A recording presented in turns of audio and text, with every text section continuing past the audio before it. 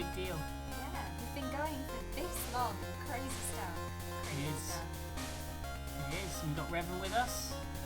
Hi. There he is. Oh, I'm here. But yeah, it's crazy that we've done 20 episodes now. It is, feels like yesterday that we sat down and went, oh, should we do like a podcast thing? Like maybe on Wednesdays. Yeah. So It's good. It's good to be back as well. You know, we had our little break over Christmas and we're finally back into the swing of things again. We've got lots to talk about. Lots and lots of things to talk about. As you can see, we've got Dawn down there. That's me. That's legitimately me That's right now. Dawn personified. So I'm at Ash's house, so we didn't even have to bother setting up my camera. I know. Saves I us am loads now of a time. beautiful unicorn. I have achieved true form. You all know that is my soul down there. That's me. I'm sorry? That's my true spirit animal. Where? That unicorn. That one. That's a little bit What? We'll leave the chat. I'm talking about the unicorn. Yeah, I bet you are. I can't even see this. No, you can't. You're lucky. You don't have to look at this. Anyway, should we get into the podcast? I think we should. Oh, I suppose we should. Alright then. So, first things first. Revan, how's your week been? I've been working. No. You I know, working? right? Never. What? It's crazy. Oh I my actually have to God. be an adult Oh and my work. God. Why can't you just play video games all day? Oh, I wish I could, but it's a thing called money, and I need it. What's apparently. money? I don't know what money what's is. That? Oh, it's this like piece of paper that you kind of give to people, and they kind of give you things back. It's really handy. Oh, sounds stupid. I know, it's crazy. Wow. But yeah, I've essentially just been working. I can't even remember the last game I played. Well, I can. It was the Forest, but that was only a Wow. bit of a chill thing. Yeah, so. Oh, you need there a we break, go. Revan. What game would you play now if you could play any game? What game would you play now? Oh God, I haven't played Overwatch for ages. Well, it feels like I haven't played Overwatch for ages. We'll probably have Then a I want PC game to of mod Overwatch. Skyrim again, and play Yeah. more Skyrim. Might do that on the Oh. weekend. That'd be Yeah. fun. So yeah, I'm just looking forward to the weekend. Cool. Weekend Nice. is coming. Yeah. So you've been busy with work. What have you been up to, Dawn? Well, surprisingly, I've been working too. What Oh, is wow. work? So we had quite a few assignments in. They were like, we do games design, so our assignments are actually quite fun, and I forget how cool they are sometimes. Like I was like, oh, I've got this assignment, it's in for tomorrow, and I was moaning to somebody on Twitch Whispers, and they were like, oh, what do you have to do? And I was like, well, make a storyline for a game that I'm making and plan out the plot. And they were like, that sounds so fun. So, I mean, you do take it for granted sometimes, Yeah. but we were up quite early, getting it all ready and making sure it was this wonderful work of design. Of Yes. course. Truly The incredible. highest standards. So a lot of that going on. I have been playing some Guild Wars in my spare time a little bit. I've started a new character, an Elementalist, which I'm looking forward to playing a bit more. Bit of a different playstyle from a thief, so I really want to play her more. And she's a human, not a lettuce lady. Not a cabbage. For the first time ever. And Resident Evil. Getting my butt scared off. There's been a bit of that as well. Oh, that's been good. I am grateful of stream time where I can just chill and play a game with you guys. It is fun. It is fun to just chill and play video games. It is Yeah. when I can. Yeah, when you can. And you, Slacker? What have you been doing? What has the Slacker been doing? The Slacker has been playing Astroneer with the good old Revanheart. Oh, yeah. Oh yeah, we played Yeah, a bit it of was that. really fun actually. Other than the one small crash we had that made us lose about half an hour of effort, but Yeah, it didn't take us long. it's to a get to where we were, though. pre-alpha early access game. You know what you're getting into. Yeah. And the thing is, it's really, really fun. Like, it is actually just fun. We played for about 2 hours, and it flew by. Like, it didn't feel like 2 hours at all. But, we sat down, we played it, and we had some dust storms come along. Those things are terrifying, I tell you nothing. Like, we were just exploring around, and then suddenly we just hear this, like, wind howling. And you turn around, and there's this just massive dust storm clambering towards you, and it's like, get in a cave, get in a cave. And you literally are shitting yourself. Yeah, when because you see that, when you get into the cave, suddenly, just as it passes over you, you see like thousands of rocks like hurtling at the ground next to you, and if you get hit, you straight up die.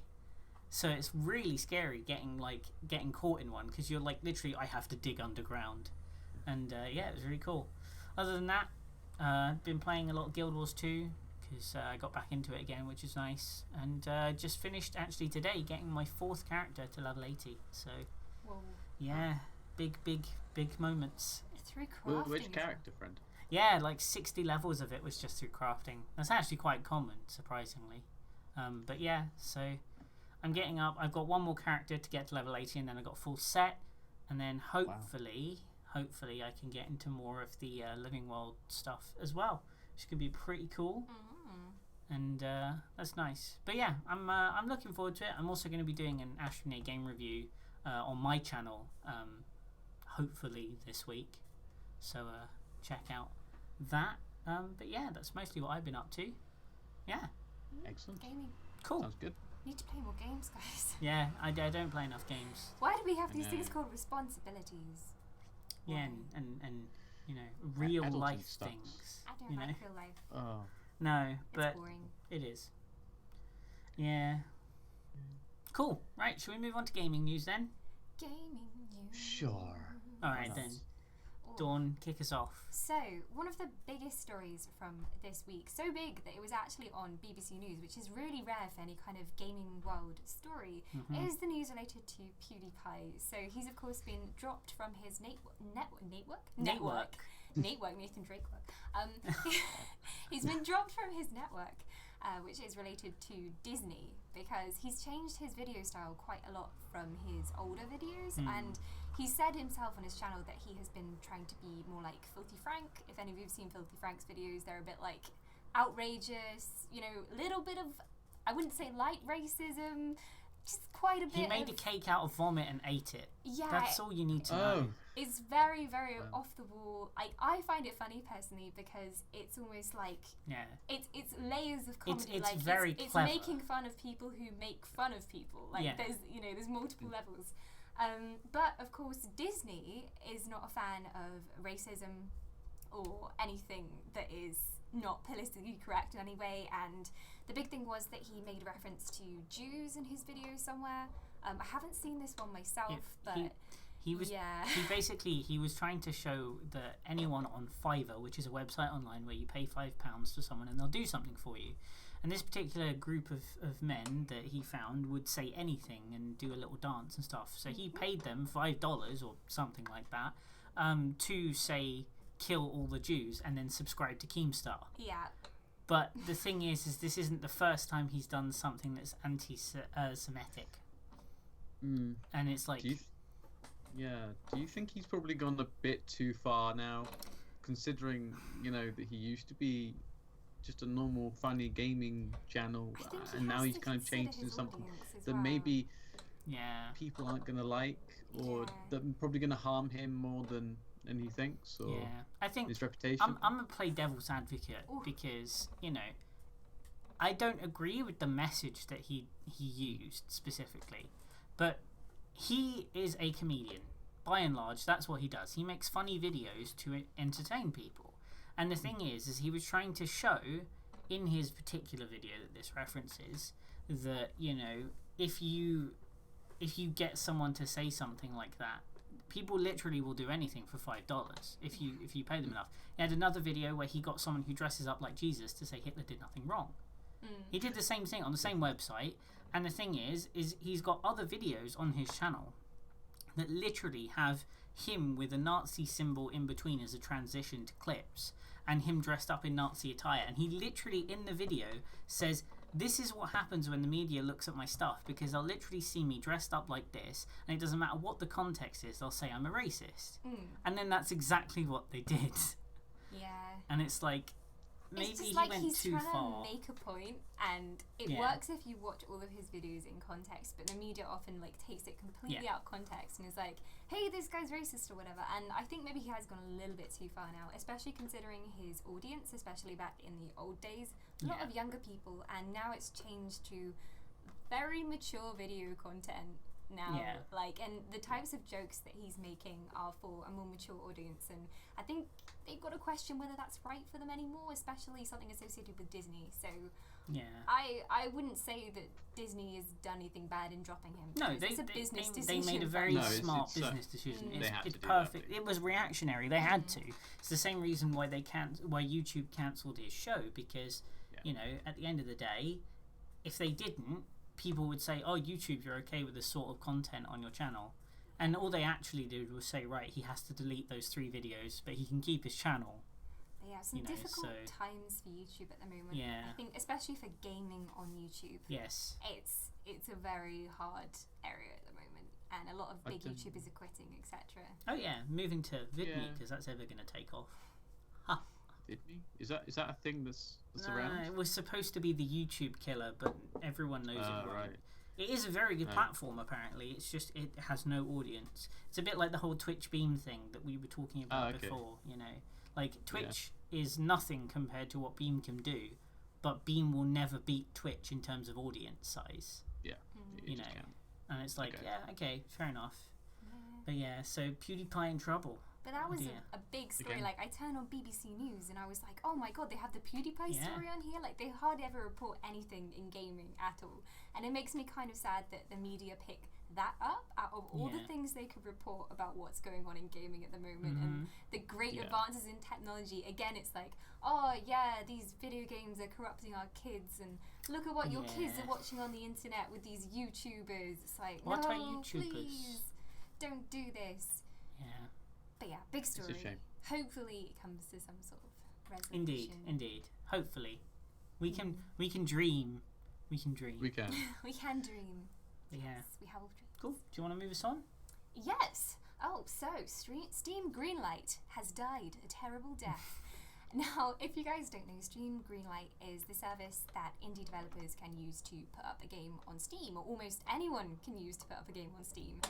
And it's £100, is it at the moment, to put something At the on? moment, it's £100 once, and you can put as many games as you want on Steam, basically. So, considering you're releasing a game on a known platform that is used by many, many people, that's very low cost. And this has led to many kind of like joke games being released, or games where they've literally gone into Unity, bought some assets and stuffed them in and said it's a game. And there are so many of these like troll games around that Greenlight is flooded with all of this, quite frankly, crap at the moment. So Steam has made the decision to shut down Greenlight and instead start a new service, which is called Steam Direct. And this is going to be a higher charge. So something like, it was 500 to 5,000. No, it's 100 to 5,000. 100 to 5,000 pound cost for putting something up on Greenlight, which is going to restrict it a little bit. And a lot of people were angry about this because, of course, they're indie startups and they're saying, oh, we can't afford this charge, we just want to release a game. And wasn't this supposed to be the point of Steam Greenlight, that anyone could release a game? Yeah. But really, the quality of most of the things on Steam Greenlight these days is just not worth it. And I mean, the good games aren't being seen because there's so much rubbish out there. Yeah. So I personally think it's going to be a positive thing. I mean, I'm a little bit disappointed because I was thinking, like, after we finish our course, maybe we'd release something, put it on Greenlight, £100, you know, can't really go wrong.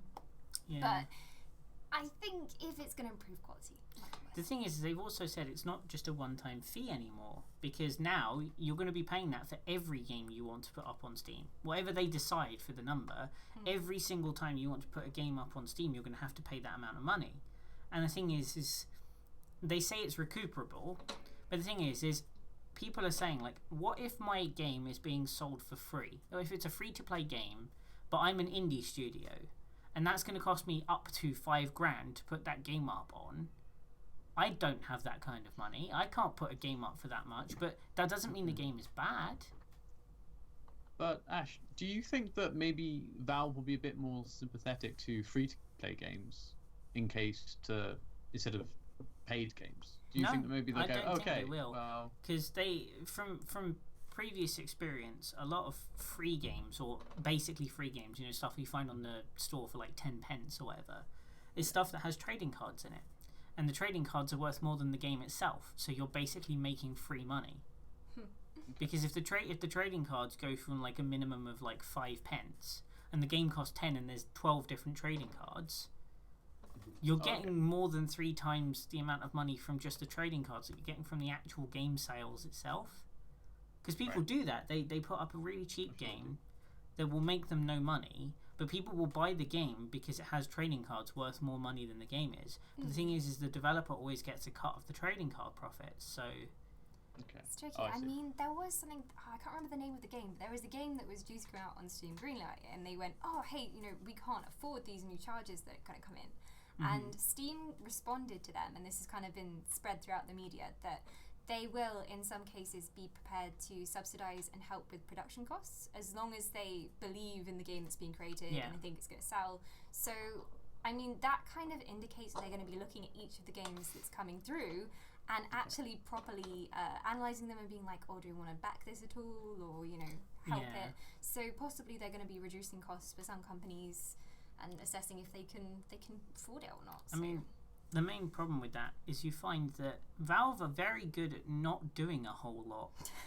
That's kind of like their big thing. Their support is awful because they don't want to hire people to do support. And like, if you look at it now, right, the current situation with Steam Greenlight being a thing, currently, right now, Steam Greenlight, when it's up, you can submit a game and it goes through as long as you've paid the one-time fee. On average, per day, there are 20 to 30 games going up on Steam Greenlight. That's per day. Valve don't moderate any of those. It's 20 to 30 games a day. Yeah. And you're telling me that they can't have someone sit down and check it runs. Because a lot of those don't even open. And it's like, now what they've done is they've literally found a way to make more money with less work, because now they're cutting out that part and charging more for it. It's ridiculous. They've made a very clever business move because they can charge as much as they want at this point. I don't know, it's tricky though, because if you're in their position, how would you limit the games coming through?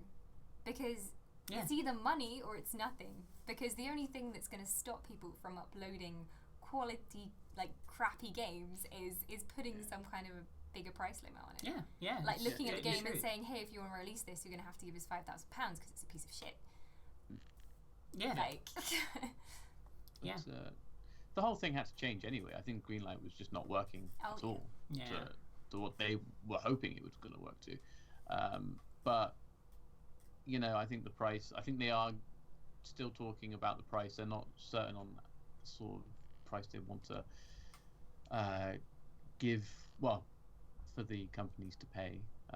That's still in process. So maybe they'll kind of come up with a price that'll actually suit most people and most companies. So that if they do get their games out, they can recoup it as fast as possible. And like I said, I think maybe Steam is kind of starting to realize that they might have to really help out, small game devs and companies. So they just need to hire more people. They do, but you also need money to hire. Yeah, people, exactly. So. But the thing is, Valve are a massive conglomerate of businesses. I'm sure they can come up with enough money to hire 5 people to look through the list of games that come through for a day. Like, come on. I just think personally, as it stands, Greenlight could have worked if Valve just had more employees looking at the games. As it standed, they didn't have anyone because they had special algorithms in place. Yeah. Basically means how can we do as little work as possible and make as much money as possible. Yeah, I mean, the hope for the future is that one day we can go on Greenlight and just not have to sift through a load of rubbish games to find some gems. Hopefully we'll go on the front page one day and just see a bunch of finished games that actually look like they might be kind of good. And not bad. Yes. But there is hope, my friend. So Steam Greenlight is dead. Steam Direct will be coming into fruition in spring 2017. So keep your eyes peeled. It's not going to be long. Rip Greenlight. Yeah. Cool. Right. Next up is the Path of Exile expansion. So Path of Exile just got a new expansion. I think it's the Fall of Orianth or something like that. I can't remember the name. Don't judge me. And it basically adds 24 new bosses and a bunch of new campaign stories. So the way it works is they added in an extra 4 acts, I think, to the game. And then once you've played through that, you also go through the original 4 acts that you've played through before with different storylines. So you're going back to the places you already know and love in the game, but you're doing different content in those areas, and it's a lot more challenging as well. And GGG have basically said that it's going to be tailored towards the more hardcore players of Path of Exile, Because I mean, I've watched some people play Path of Exile on Twitch, and these people literally have it down so that their exact combination of spells and abilities are so they don't even have to really pay attention to the game. They just click everywhere, and it just kills everything for them. So it's going to be interesting to see a bit more of a challenge as well for the Path of Exile audience. And yeah, I mean, I might have a look at it, maybe. Depends if I play Path of Exile again, because I haven't really played it that much. Yeah, I mean, PoE in general is hardcore. It's for the hardcore of the hardcore. Yeah. Just most of the community that I've met is just so clued up on like everything that you need. Yeah. And the stats. Like, they have all the gems they need, all the scrolls. They have everything ready. Yeah. So yeah, it's going to be good. Yeah, and also the trailer looks really cool. If you haven't seen it, go look it up, because it does look really cool. I mean, the thing is the guys who work on Path of Exile are very well known for being very good developers in response to the community and stuff. You know, like if there's any problems, they'll try and reach out to the community on places like Reddit, Facebook, Twitter, etc. So it's good to see they're adding more content to the game. It was already free to play. You know, the game already is really good. You know, people compare it to the likes of Diablo, which is a big thing, considering Diablo was the game that people played if they liked that sort of, you know, action-based, you know, loot hoarding game. So it's good to see that they've brought out more content. A lot of games are doing that now as well, like, you know, Elder Scrolls Online bringing out the, you know, Morrowind expansion as well. So yeah, it's gonna be pretty cool. Yeah. Good old. Cool. Right. Lead us on. Should we move on to Prey? So Shall. the new Prey game footage has come out. About an hour of it's come out. I've only watched about 20 minutes of it from Yoscast Hannah's video. It looks very nice. It's very much the love child of Dishonored and probably something else that Bethesda has made. It's just a really good Bethesda game. Yeah, I remember we talked about it in our first episode, didn't we? Yeah. Because that was at E3. We saw it at E3 along with Dishonored 2, and we mentioned it. There weren't really any details though. No. It was just kind of like a small little animation, and then suddenly just the word "prey" came up on screen. They were just like, "Here's something pretty." Yeah, it was very weird. We were left to work the rest out, really. So. Yeah. And I kind of haven't really delved into it until about 20 minutes ago when I was watching the video. But you are like stuck on a spaceship or space station. You're like in a little simulation, and you have to kind of get your way out, and these little mutants that turn into objects and burst out and try and attack you, and you have to fight off those sort of enemies. Yeah. But yeah, it very much plays like a Dishonored game. It's got other little Easter eggs from like Wolfenstein and other sort of those sort of games on those lines. It looks very pretty. I think if you watch the first kind of cutscene, like the tutorial, it's just beautiful because you're in like a helicopter. You're kind of gliding through and just looking out into the expanse of the city, and the Golden Gate Bridge is just on the other side, and it's such a beautiful, you know, epic intro, and the tutorial is great. It's not just a do this, do that. It actually incorporates the story as well, so that's good. It looks like a really cool game. I don't know if I'm going to pick it up though, but if you like Dishonored 2 or just Dishonored in general, I think it's a game that you're going to like really look forward to. Definitely check out the footage. It's about an hour. If you want to keep spoiler free, just maybe watch some random bit in the middle, so you can just see like the gameplay, the shooting mechanics and all that jazz. So I'd very much recommend checking it out. I can't remember when it's coming out. It's coming out March the 5th, I think, or May the 5th. March or May. They begin to them. One of those. You'll know when you look it up. But I would definitely recommend having a look at that. It looks very nice. So yeah, that's all I can say about it, really. Cool. I think I'll give it a look, because I mean, for everything I've seen, it looks really cool. It does, and the thing is, it actually looks like a cool concept as well, because I think it's based on an older game by the same name. But it's kind of like a fresh take on it, and you know, Bethesda are generally quite good at making games, whether or not it's really buggy or not. we're yet Probably. to see, because, you know, in true Bethesda fashion. 5-hour campaign? Yeah. No, we should be good. We'll see. But it does look cool. I give you that. So, yeah. It does. It's gorgeous. Cool. So that's Prey. Make sure to go check it out. As always, links will be in the VOD as well when they go up on YouTube.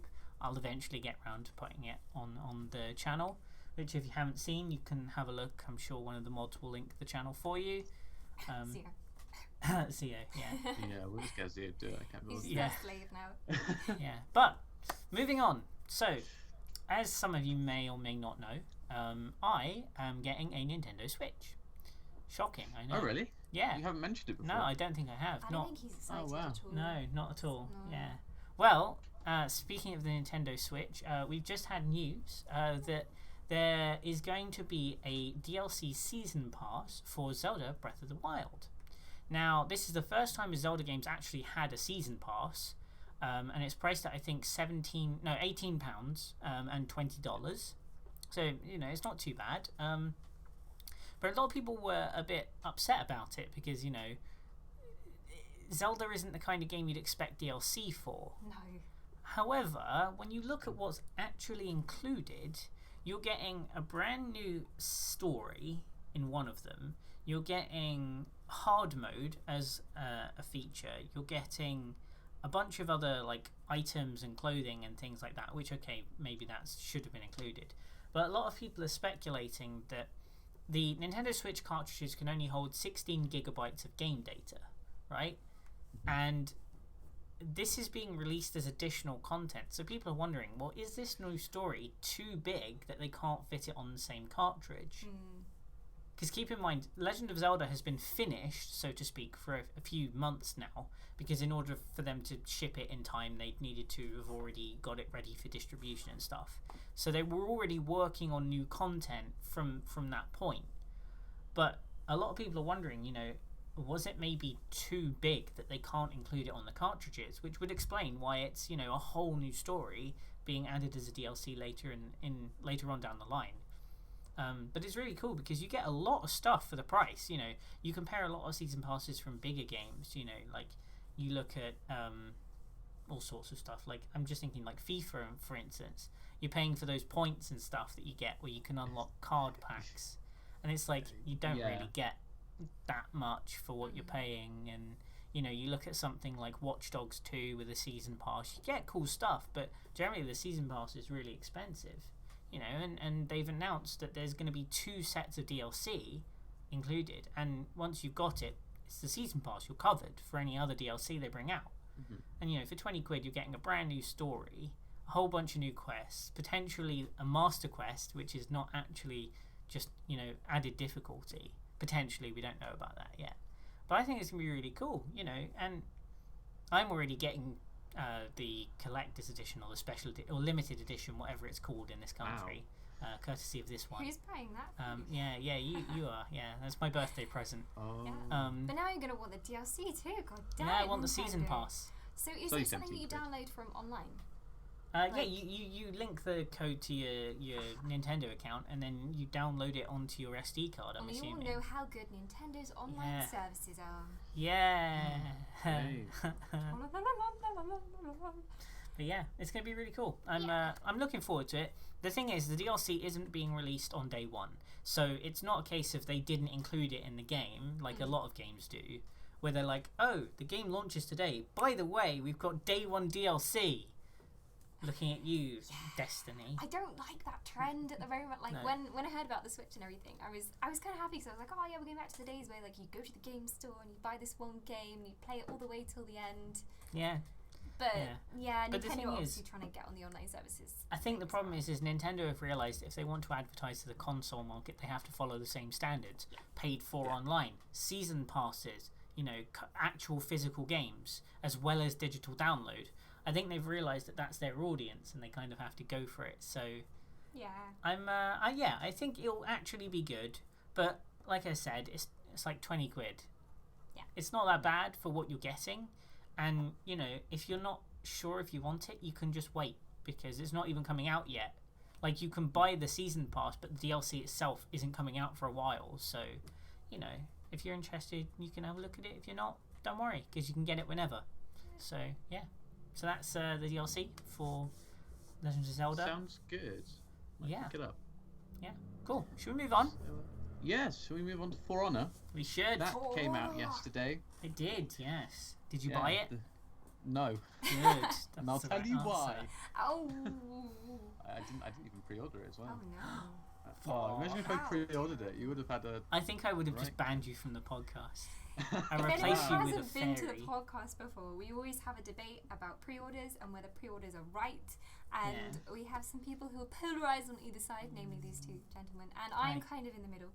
I'm floating somewhere here like, hey, we should support the developers, but if it's not going to be what you wanted, then why pay the money?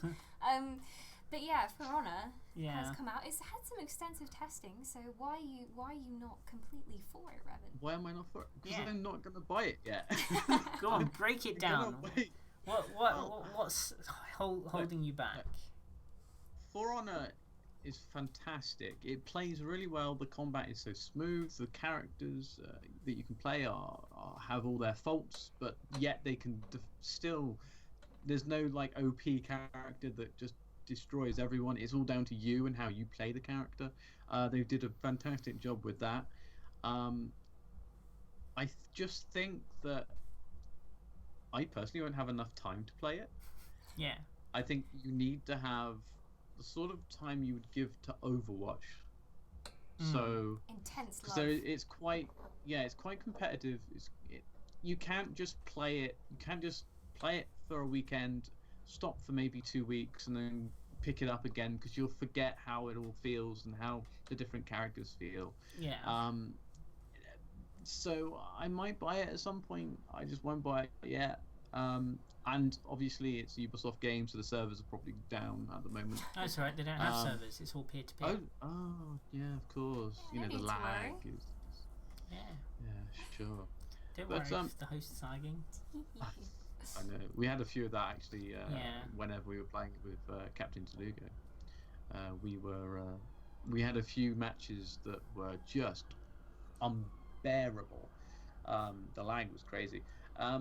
But yeah, I mean, it's still really fun. I think it's really fun with friends. Me and Cap had a lot of fun. Nera joined us as well. That was even better. I mean, the actual maps are really gorgeous, but it also has that little bit of detail.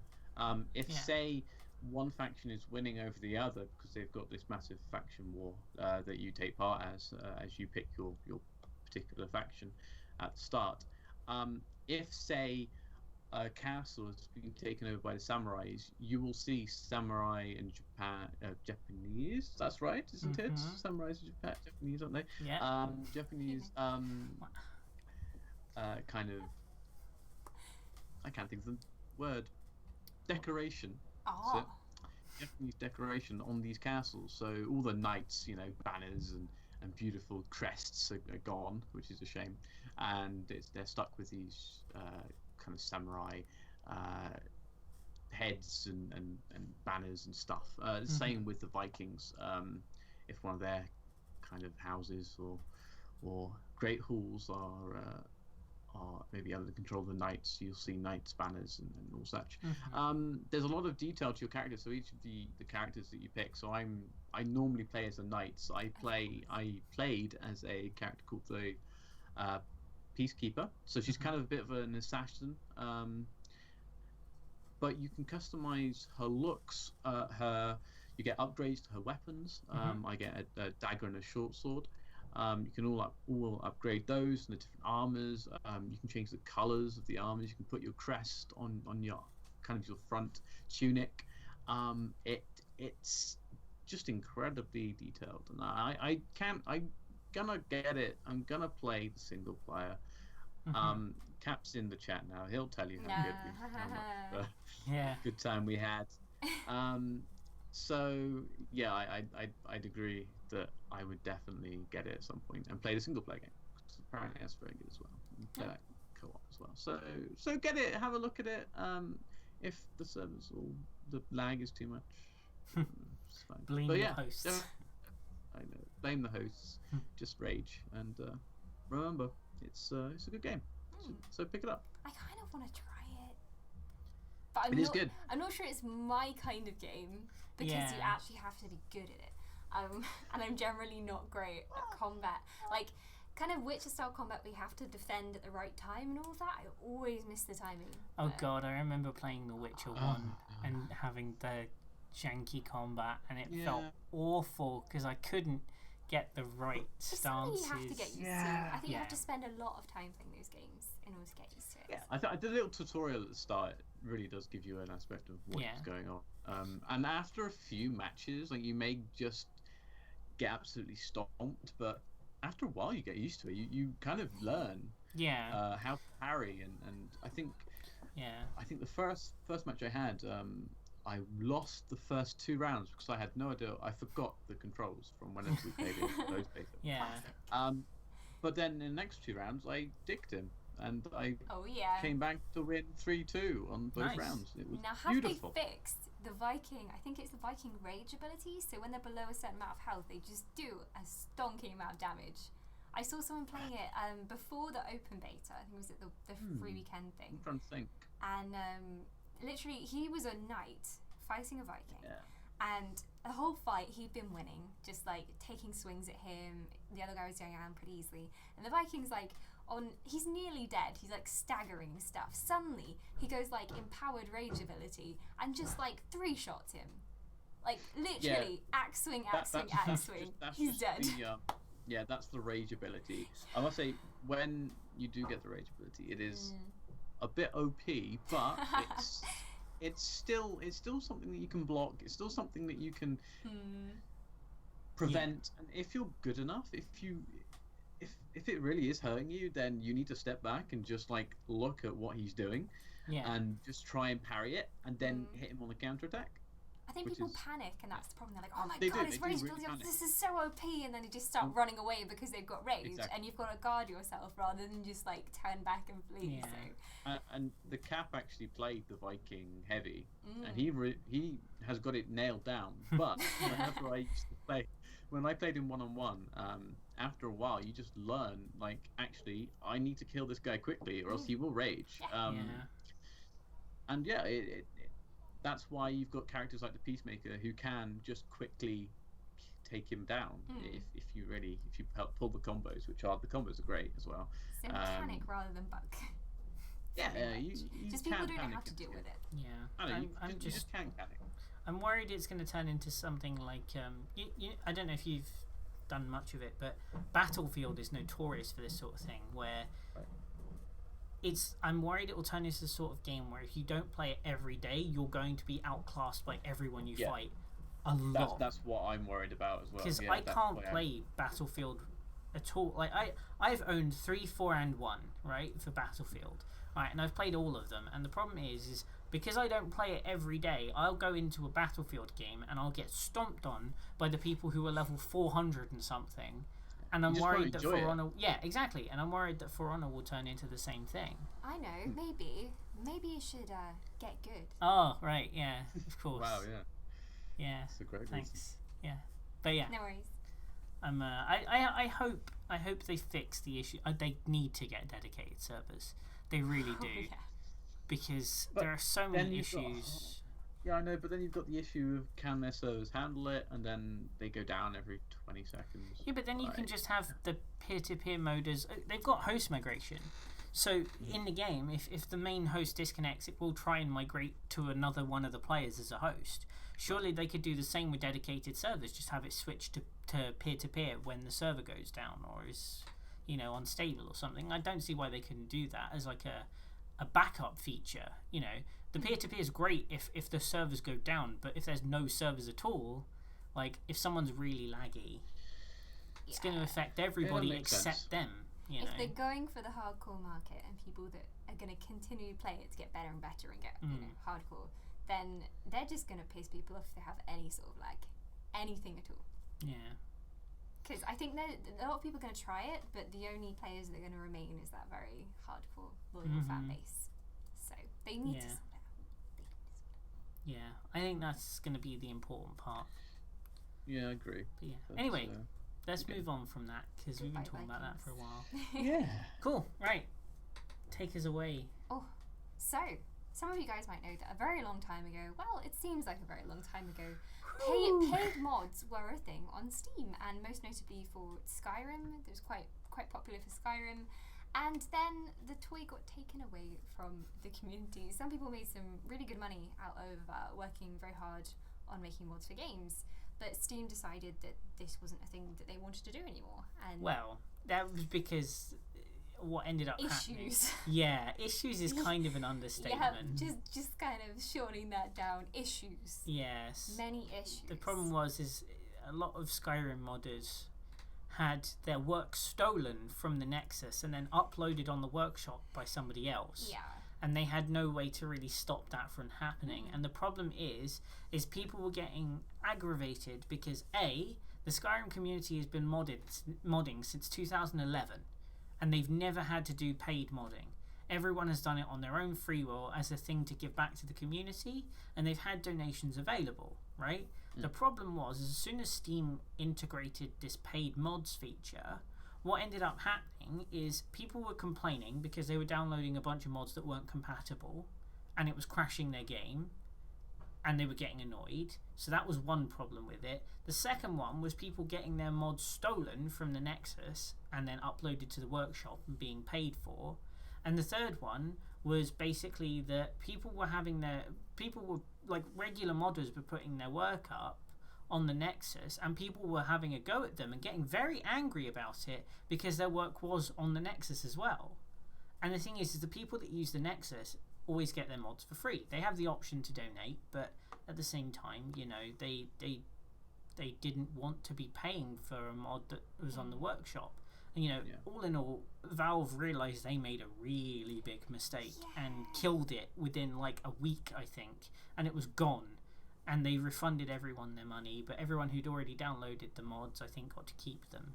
Yeah, as soon as you involve money in something like, you know, making stuff for games, people are like, I can make money really easily, and, you know, somebody's always going to take advantage of it, even though it's a good thing, giving money back to the creators.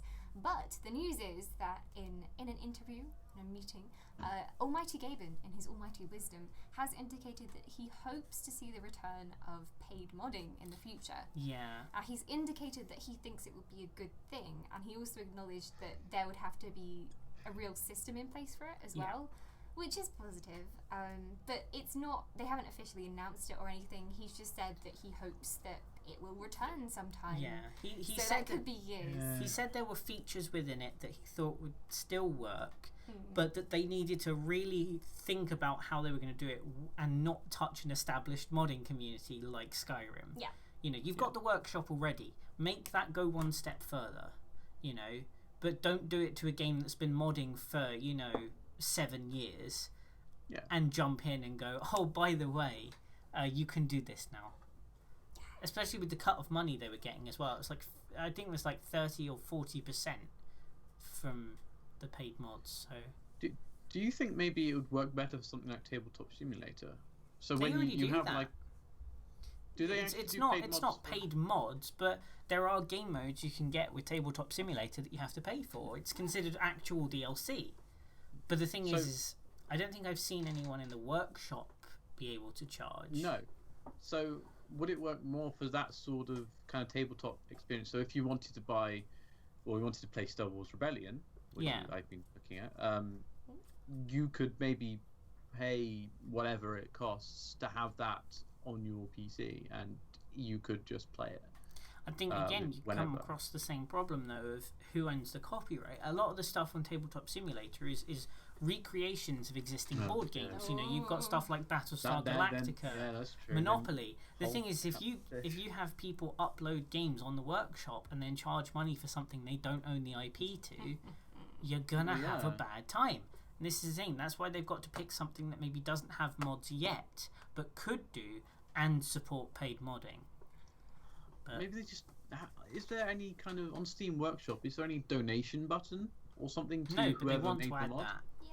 I think maybe they should just add that, and that's it. I mean, if it's a mod that's, you know, people are primarily lazy. Like, even if... I mean, many of us have tried something, we're like, yeah, we really like this. Yet we won't pay £1 for it. You won't donate... If you have an option, you won't donate £1 for it. And this is the same problem as in mobile games. Many of the apps in the store, the reason why a lot have gone free to play is because for some reason when it comes to buying a game, £1 is suddenly like a lot of money for people, even though you go and buy a coffee for, you know, like £1.20 or something. It's just perspective, and I think if you force people to pay a tiny amount of money, if it can help out the creators, it's a positive thing. Yeah. But depends on the quality of the mod. This is the problem. If people see something costs £1, they're going to want to know what it's like before they've paid for it, because that's what life is like now. You know, you get if you go onto a website, a lot of the time you'll get like a news website is a perfect example. You know, where they let you read the first 3 or 4 paragraphs of an article, and then they say if you want to read the rest you have to pay. That's like a preview of the sort of quality that they put out, but you have to pay for it. You know, fine, okay, because you know people ad block now. You don't get ads on websites like that, and they need to stay alive, so they do the paywall stuff, right? But the thing is with mods, like, people are the same as the App Store. They won't pay up front for something they don't know is going to be a good product, so they always want it free first, which is why the donation thing works on the Nexus, but it didn't work for paid mods because it's the other way around. You're paying first, getting the content later, whereas, you know, on the Nexus it's play content first, pay if you like it. But the thing is, people never pay for anything, so, you know. Yeah, it's difficult. Like, it's the same problem as Steam Greenlight, really. But you're going to have to moderate so much of it, and that means Valve putting so much more money into it. And ultimately, they're a company, and if they're not making money from it, they don't really care. Like, as much as they try and help out indie developers, etc., it's a business platform, and they have to have a share in it. So, difficult issues money-wise coming in the game. But soon we might see a variation of paid modding that might actually be well thought out this time, which is the dream. We hope. The dreams are coming, guys. A new dream of Steam Greenlight. A new dream of paid mods. We hope, Gaben. Praise Gaben and all shall be well. Oh, praise Gaben. Praise Gaben. Praise be to Gaben. Cool. Right, Revan, do you want to finish off the gaming news for us? Yeah. Basically, Starbound is getting quite a cool little update. If you don't know what Starbound is, Google it, because I'm not going to explain. It's a video game. It's Terraria in space. That's all you need to know. Pretty much. It's made by Chuckle. I need to say Chucklefish Games. Chucklefish. Chuckle Fishes. But they've got quite a little cool update that caught my eye.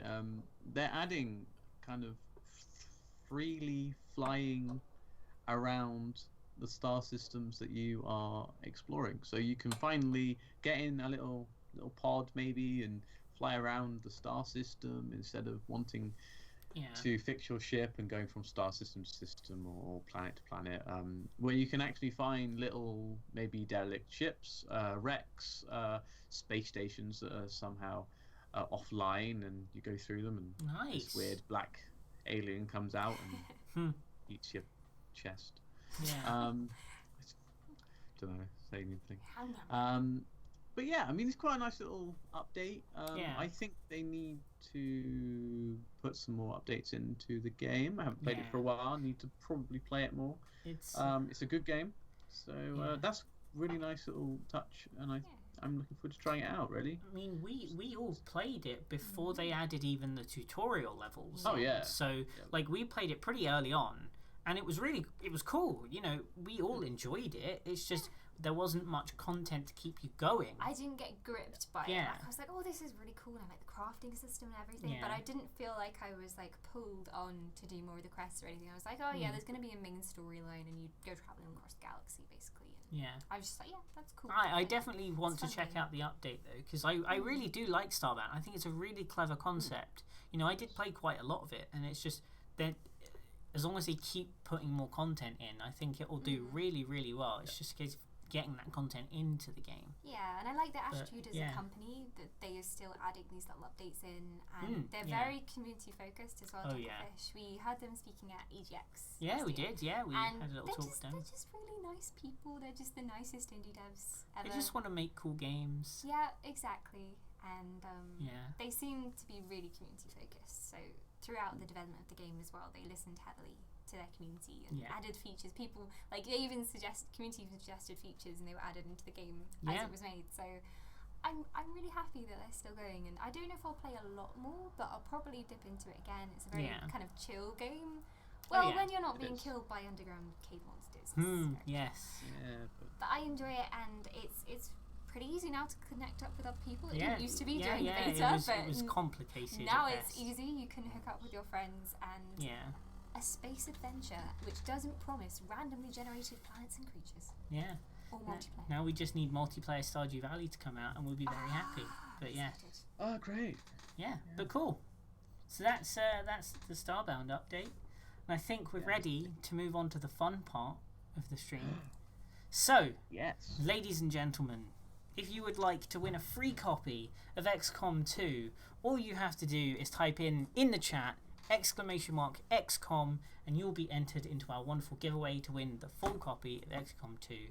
So you know you want to do it, and make sure you do that. So go enter. It's just literally in the chat !XCOM. I'm sure one of the people in the mods will type it in just so you know what it's like. But yeah, free copy XCOM 2. Yeah, do go it. for it. Yeah, and it's Great a game. special one this week. This is kind of a lot bigger of a game than we usually give Yeah. away, because we wanted to celebrate these 20, I almost said 20 years. Yeah. We're not that old yet. 20 Yes, episodes with you guys. Yeah. It's been great fun. We've always wanted to do a podcast, all of Yeah. us, and at some point we just got together and went, well, why don't we actually do Yeah. it? Yeah. And it's been fun so far, guys, and thanks everyone who comes to the podcast. Yeah, it's really great having you guys show up and enjoy what we talk about. You know, we tried to talk about all the stuff that's relevant, you know, and it's good to know that some of you guys will make time to come out and watch us give you the information, you know, when you could very easily just go somewhere else and get it. So it's nice to see you guys supporting us. And yeah, so enter the giveaway if you're interested. It's just !XCOM. And yeah. We don't actually have a question of the week this week, so I'm going to swap it round. And I'm going to say, have you got any questions you want to ask us?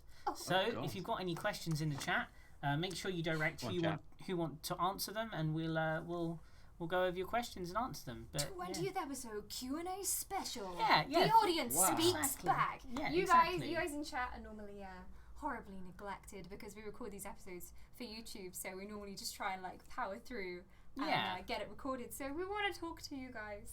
And, Yeah. So if you Oh, do want to enter the beautiful. giveaway, everyone. make sure you do !XCOM. If you'd like to help support us, do click the follow button, because we like to know that people come along every week. And, you know, we do a giveaway for a game every week. It won't necessarily be always something like XCOM, but we always give away a free game, and we got plenty to give away as well. Yeah. So we're not struggling for keys. Every week we'll give away a new game, courtesy of Zio in the chat, because he kindly, graciously donates us lots of keys, as well as Nira as well. Yes. Nira's given us quite a few as well, so we've got a lot to give away. Yeah.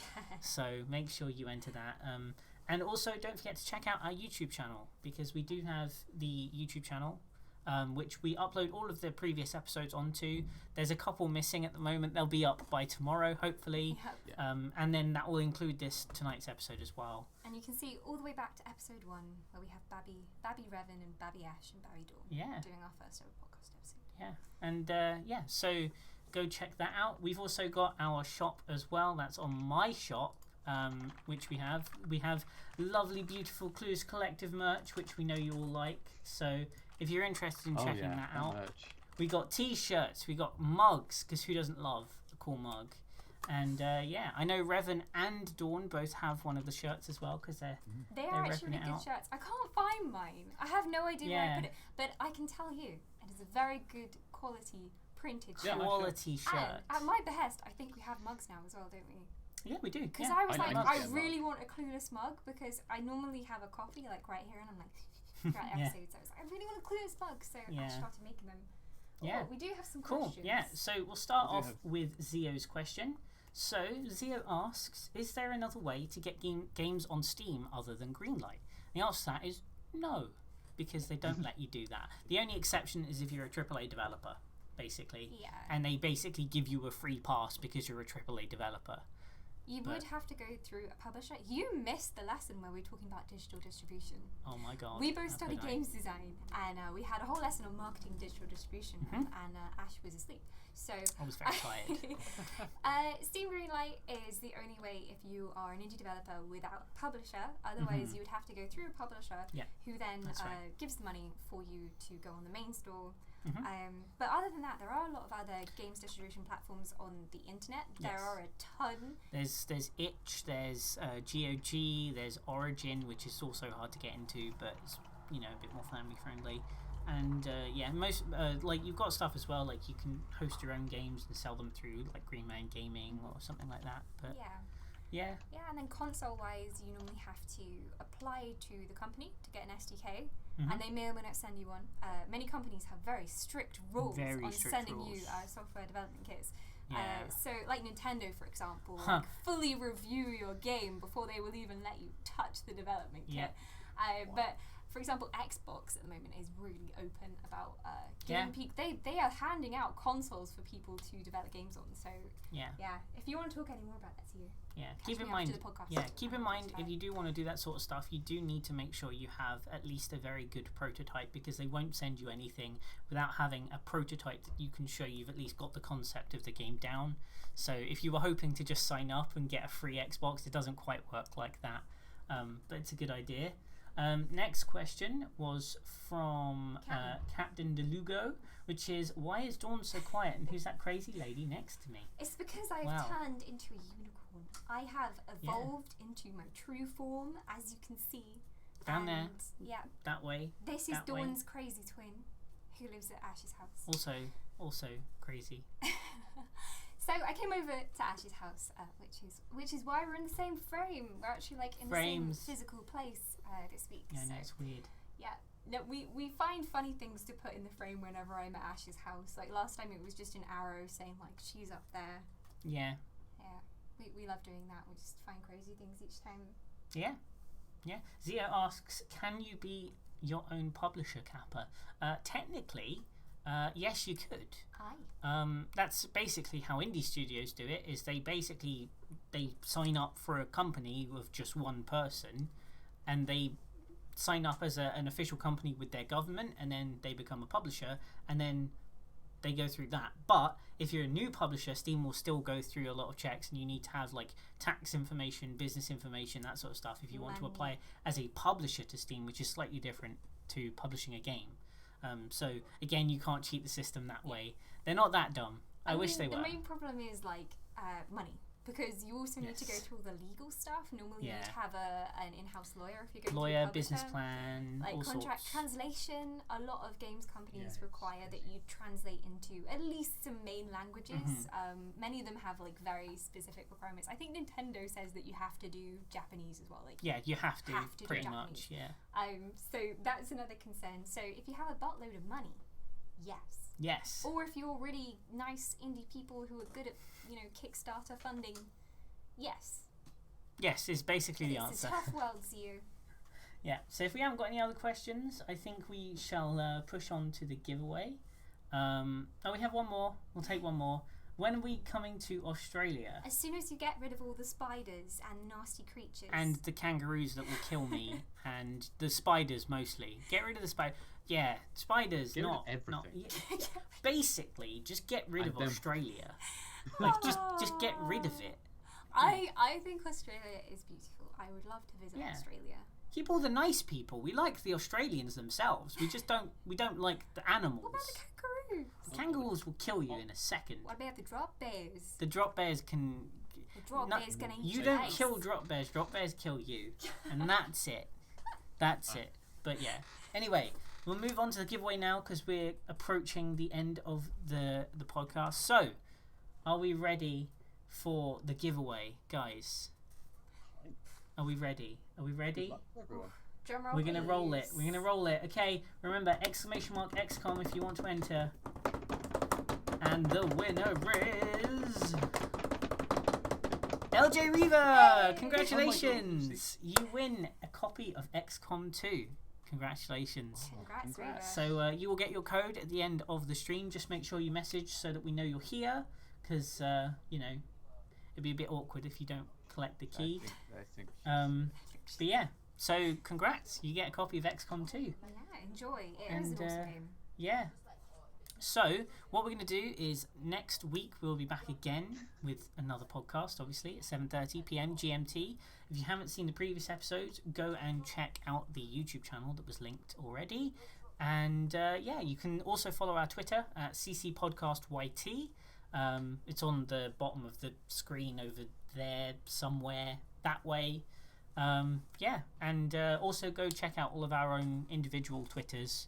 So that's at Revanheart77, at Dawnwhisper09, and at Ashen_Gaming. So you can find all of our stuff there, and we've got our own ecosystems going on. I have a little message to relay.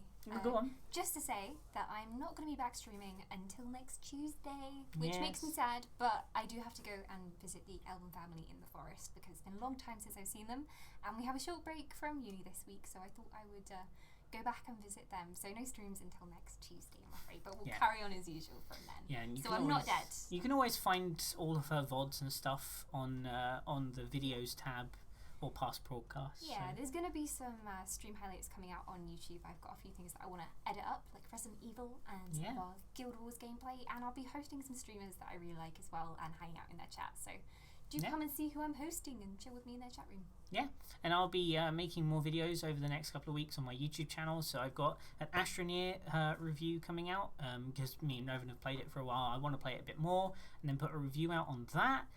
Probably more Skyrim modding stuff, and also I'm going to be doing another hidden series that very few people know about, and yeah, you'll have to keep your eye out for that one, but it's going to be a big one. It's going to be lots of content for you guys. But yeah, so hopefully you guys enjoyed, and we'll see you guys next week. So yeah, thanks everyone for having us, and we'll see you guys next time. Bye-bye. Bye.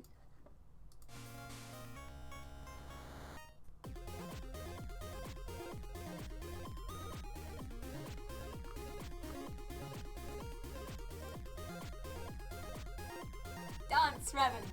Boogie like the snow tomorrow. Dance. Dance! He doesn't want to Dance. dance with us.